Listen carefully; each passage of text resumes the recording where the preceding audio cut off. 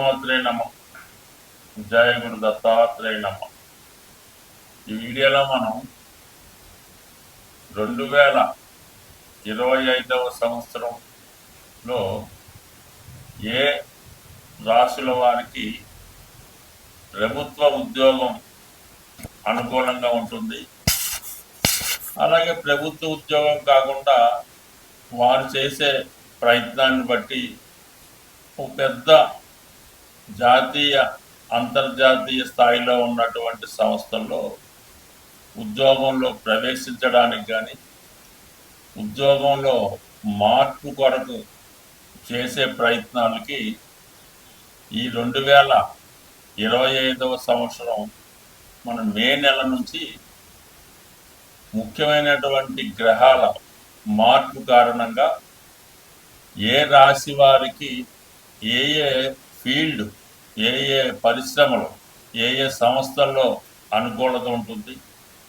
అలాగే వారు ఉద్యోగం చేసుకుంటేనే మంచిదా, లేదంటే వ్యాపారంలోకి మారితే ఇంకా ఇంప్రూవ్మెంట్ సాధించవచ్చా, మరి కొందరైతే 2 రకాలుగా చేసుకుంటే ఏ విధంగా ఉంటుంది అన్న విషయానికి ముఖ్యంగా ఎవరికైనా జీవితంలో వారి జీవితంలో పైకి రావాలంటే ఒకటి వారు ప్రయత్నం ఉండాలి, అలాగే వారికి తగు విధమైన అర్హత, వారికి ఏ స్థాయిలో ఆ స్థాయిని బట్టి మనం చేసుకుంటే ఆ ప్రయత్నం ముందుకెళ్తుంది తప్ప మన స్థాయిని మించి చేసే ప్రయత్నాలు కూడా చాలా వరకు అత్యాశకు వెళ్ళినట్టు అవుతుంటాయి. కాబట్టి దానివల్ల కూడా ఉపయోగం ఉండదు.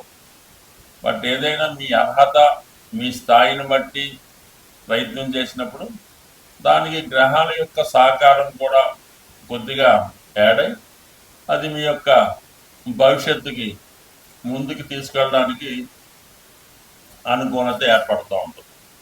అలాగే మనం ఏదన్నా ఒక వ్యాపారం చేయాలి అనుకున్నప్పుడు వరుసగా వస్తున్నటువంటి ఆ జాతకుడి యొక్క దశలు, అంతర్దశలు, ఈ గోచారంలో ఈ మధ్యలో ఏలినాడు శని, అష్టమ శని రాకుండా కంటిన్యూగా కనీసం ఒక 10 సంవత్సరాలైనా ఒక మంచి పీరియడ్ ఉంటే ఆ జాతకుడు ఆ ఫీల్డ్లో నిలదొక్కుని దాంట్లో ధనం, నేము సంపాదించడానికి అనుకూలత ఉంటుంది.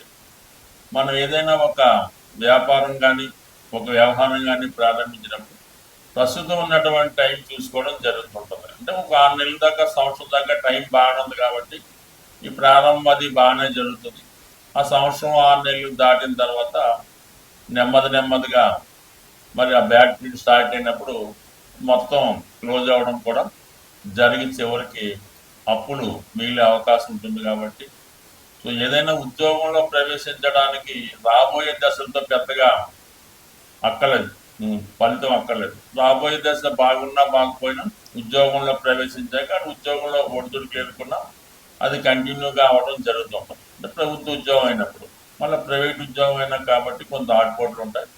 బట్ ఏదైనా ఉద్యోగంలో ప్రవేశించాలనుకున్న వాళ్ళకి రాబోయే పీరియడ్ అంత బాగలేకపోయినా ఇప్పుడు ఉన్న పీరియడ్ బాగుంటే అతను ఉద్యోగంలో సక్సెస్ అవ్వడానికి అవకాశం ఉంటుంది. అదే వ్యాపారానికి అలా కాదు, ఇప్పుడు పీరియడ్ బాగుండాలి, రాబోయే పీరియడ్ బాగుండాలి, ఆ తర్వాత రాబోయే పీరియడ్ బాగుంటేనే వ్యాపార పరంగా సక్సెస్ అయ్యే అవకాశం ఉంటుంది. కాబట్టి ఇన్ని రకాలుగా ఆలోచించి అధిక మొత్తంలో పెట్టుబడి పెట్టేవాడు ఇవన్నీ ఆలోచించవలసి ఉంటుంది. పెట్టుబడి లేకుండా ఏదో రియల్ ఎస్టేట్ లాంటిది ఏదో చేసుకుంటే దానికి పెద్దగా ఆలోచించక్కర్లేదు. కేవలం కష్టపడితే చాలు, అదృష్టం ఉంటే అదే కలిసి వస్తుంది. స్వస్తి. శ్రీమాత్రే నమ. జయ గురు దత్తాత్రేయ నమ. ఈ వీడియోలో మనం వృషభ రాశి వారికి ఉద్యోగ అవకాశాలు పరిశీలించినప్పుడు అన్ని రాశుల కన్నా ఈ రాశి వారికి ఇప్పుడు అద్భుతమైనటువంటి సమయం నడుస్తుంది. వృత్తికారకుడు, ఈ రాశికి యోగకారకుడు అయినటువంటి శని భగవానుడు లాభస్థానంలో సంచరించడం జరుగుతుంది.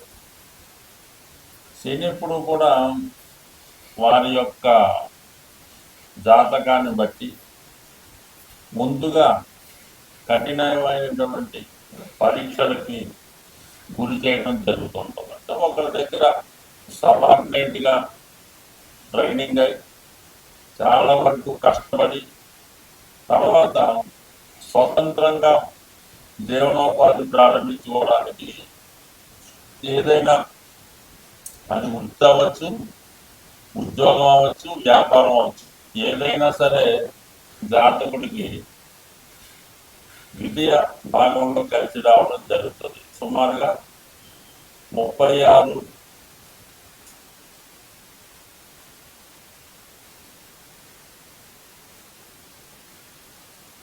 మళ్ళా ఇంకొక 36 సంవత్సరాల పాటు అభివృద్ధి రావడం జరుగుతుంది.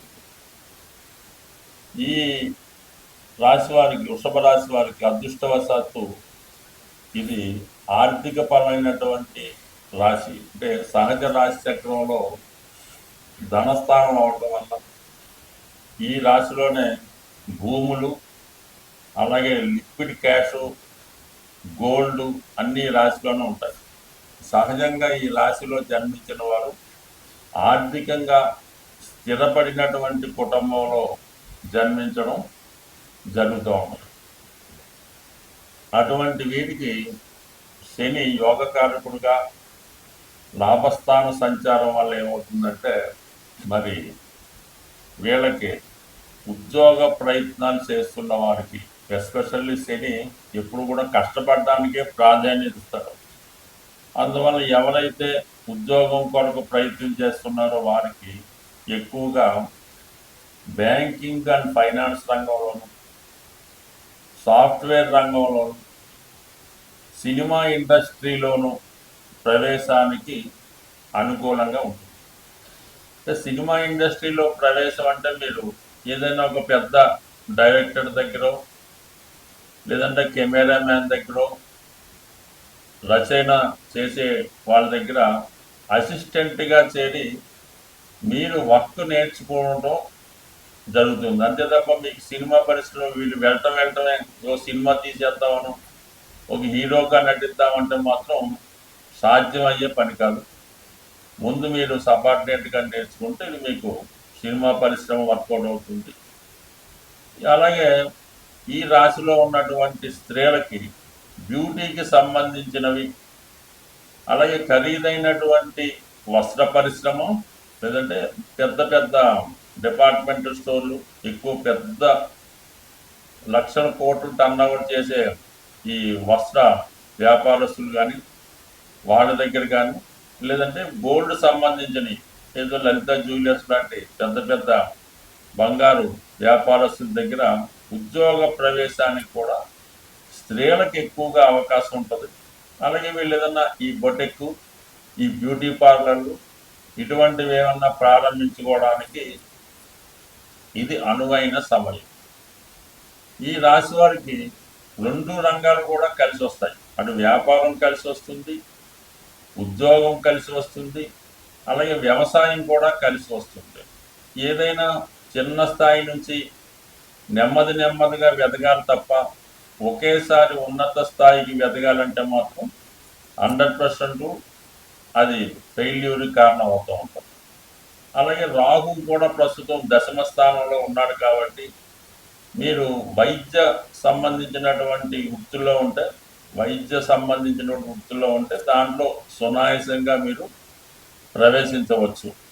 ఇక మళ్ళా ఈ వృషభ రాశిలోనే ఉన్నటువంటి నక్షత్రాలను పరిశీలించినప్పుడు ముఖ్యంగా కృత్తికా నక్షత్రం అన్నది 100% గవర్నమెంట్ సర్వీసులో ప్రవేశించడానికి అనుకూలించే అవకాశం ఉంది.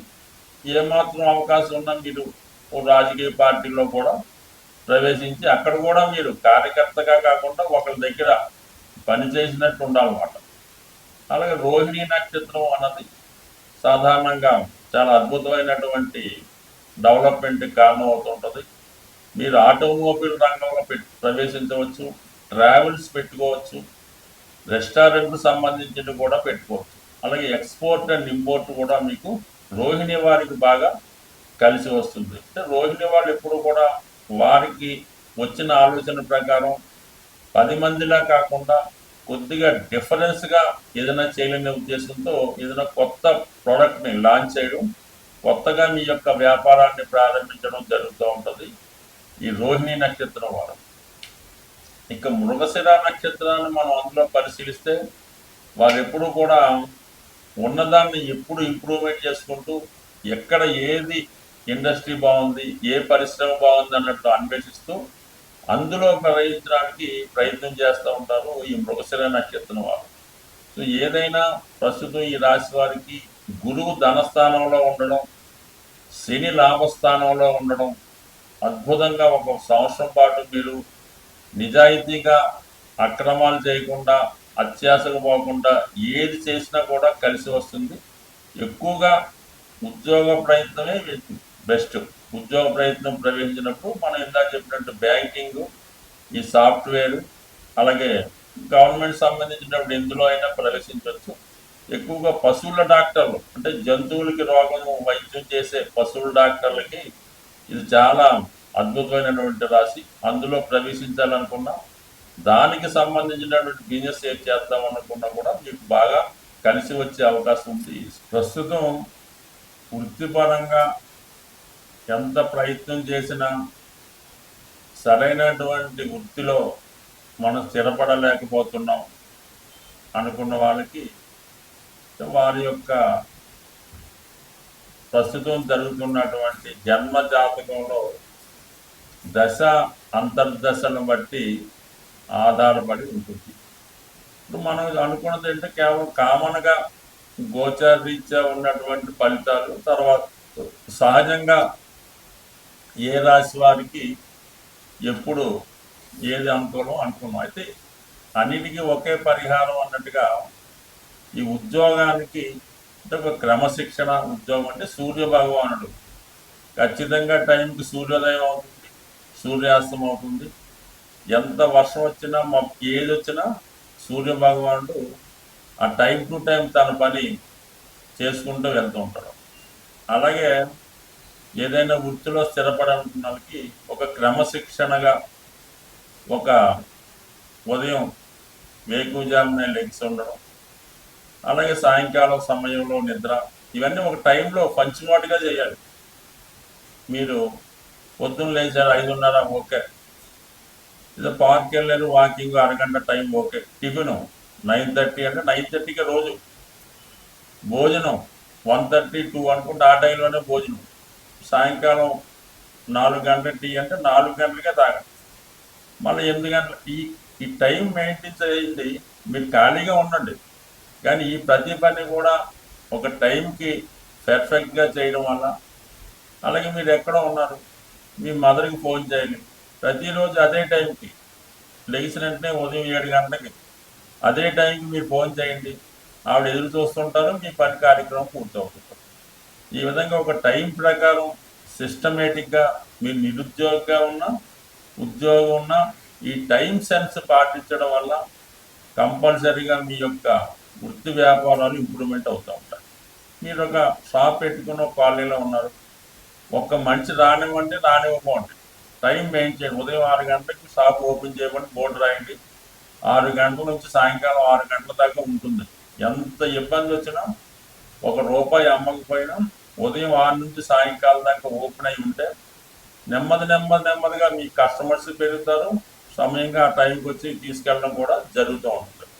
అదే ఒకరోజు 10 గంటలకి, ఒకరోజు సాయంకాలం 4 గంటలకు క్లోజ్ చేయడం, ఈ వర్షం వచ్చిందని సెలవు ఇవ్వడం, ఈ విధంగా చేయడం వల్ల మీ కస్టమర్ మీ దాకా రాడు, ఎక్కడో అక్కడ బయట నుంచి కొనుక్కొని మీరు ఉంటారో తెలియదు కాబట్టి వాడు ముందు ఏర్పాటుతోనే రావడం జరుగుతూ ఉంటుంది. కాబట్టి వ్యాపారం అయినా ఉద్యోగం అయినా క్రమశిక్షణ టైం మెయింటైన్ చేయండి. ఇదే దైవారాధన లాంటి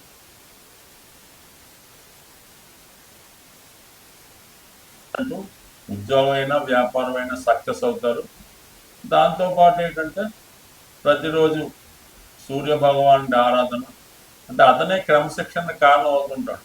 ధనాన్ని ఇచ్చేది కూడా సూర్య భగవానుడే కాబట్టి ఈ విధంగా మీరు సూర్య భగవాన్ని పూజించుకోవడం, ఆదివారం నియమంగా ఉండడం చేయడం వల్ల కంపల్సరీగా మీరు ఏ వృత్తిలో ఉన్నా రాణిస్తారు. అయితే కొద్దిపాటి మాన్యువల్ రెమెడీ అనుకోండి, మామూలుగా ఈ జంతువులకి, అది ఆవు కావచ్చు, గుర్రాన్ని కావచ్చు, పిల్లి కావచ్చు, చెరువులో చేపలు కావచ్చు, ఈ మూగ జీవులకి ఆహారాన్ని అందించడం కూడా మీకు చాలా వరకు ఈ వృత్తిలో అభివృద్ధికి సహకరించే అవకాశం ఉంటుంది. ఈ విధంగా చిన్న చిన్న రెమెడీస్ ఎక్కువగా ఈ డ్రై ఫ్రూట్స్ ఉంటాయి కదా, ఎండు ద్రాక్ష, ఎండు ఖర్జూరం లాంటివి ఏదో ఒక మీకు అనుకూలమైన రోజు ఎక్కడ ఉన్నటువంటి మరి సాధువులు లాంటి వాళ్ళకి ఈ డ్రై ఫ్రూట్స్ పంచిపెట్టడం వల్ల చిన్న చిన్న వృత్తిపరమైనటువంటి చికాకులు, అంటే ఏదన్నా ప్రతిదానికి ఒక రెమెడీ, ఒక సమస్య ఉంటుంది. అయితే మనం ఆ ప్రయత్నం చేస్తూ ఈ పరిహారాన్ని కూడా చేసుకోవడం వల్ల మరి భగవంతుని యొక్క అనుగ్రహంతో ఉపాధిలో స్థిరత్వం వచ్చే అవకాశం ఉంటుంది. స్వస్తి.